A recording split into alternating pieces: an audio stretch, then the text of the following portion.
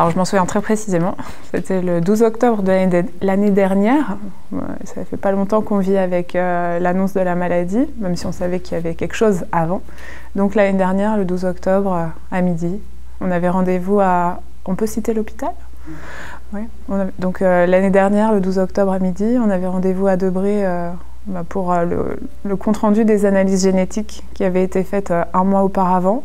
On a eu de la chance d'avoir les résultats en un mois parce qu'en fait j'étais enceinte, j'attendais un autre enfant et qu'il fallait savoir un peu où on mettait les pieds avec cet enfant à venir s'il y avait quelque chose pour Gabriel. Et je me souviens très bien avoir dit à mon mari on va encore perdre notre temps à ce rendez-vous et qui lui il m'a dit c'est peut-être le rendez-vous qui va changer notre vie. Et voilà, il avait plutôt raison.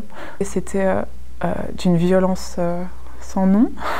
C'était une femme qui était très froide, déjà qu'on avait rencontrée auparavant, parce que Gabriel a été hospitalisée longtemps avant qu'on ait le diagnostic pour une bête bronchiolite qui a mal tourné. Et donc c'est là où ils ont commencé à chercher. On avait rencontré cette généticienne qui était assez sinistre. Et elle l'était aussi pendant le rendez-vous. Et elle nous a juste dit « Bon, ben, on a trouvé ».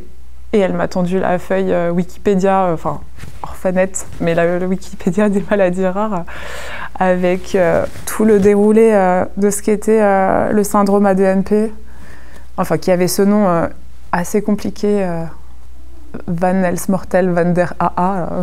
Et voilà, il nous annonce ça. On a trouvé, c'est donc le syndrome, ce nom imbitable, et derrière... l'affiche qu'elle m'a glissée et je voyais tous les mots là qui s'enchaînaient avec toutes les caractéristiques de la maladie et ça a été une grosse vague que je me suis pris en pleine face et ce sentiment de vraiment de tout qui tourne autour et tout qui s'effondre quoi, c'est vraiment très particulier. J'étais enceinte à ce moment-là et en fait le rendez-vous a beaucoup tourné autour de ça d'ailleurs parce que la question c'était est-ce que nous on était porteurs ou pas de la maladie. On a donc découvert que non, comme beaucoup d'enfants porteurs de ce syndrome, c'est une mutation de novo, donc ça s'est fait la faute à pas de chance. Hein.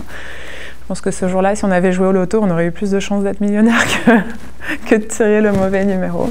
C'est comme ça. Bref, en tout cas, on a discuté de l'opportunité de refaire des prélèvements pour voir si le bébé que j'attendais était porteur ou pas du même syndrome. Et il s'est avéré que non, on a eu les résultats assez rapidement. Et on a eu la chance d'ailleurs de pouvoir avoir un DPNI sur cette pathologie, sur ce qui était à l'époque encore un fœtus. La technique venait d'être mise au point à Debré fraîchement. Je pense que ça faisait un mois à peine qu'ils avaient le matériel pour le faire. Et d'ailleurs, ils m'ont dit, on va voir, on va essayer, on ne peut pas vous garantir que. Mais finalement, ils ont réussi. Et voilà, on avait pu identifier qu'il y avait 99,9% de chances que le bébé ne soit pas porteur. Mais de toute façon, c'est ce qu'ils nous avaient dit. Et ils font les tests un peu pour rassurer les parents et peut-être aussi pour leur responsabilité à eux. Mais voilà, donc ils n'avaient pas beaucoup de doutes et ça s'est confirmé. Le bébé allait bien et elle va très bien aujourd'hui.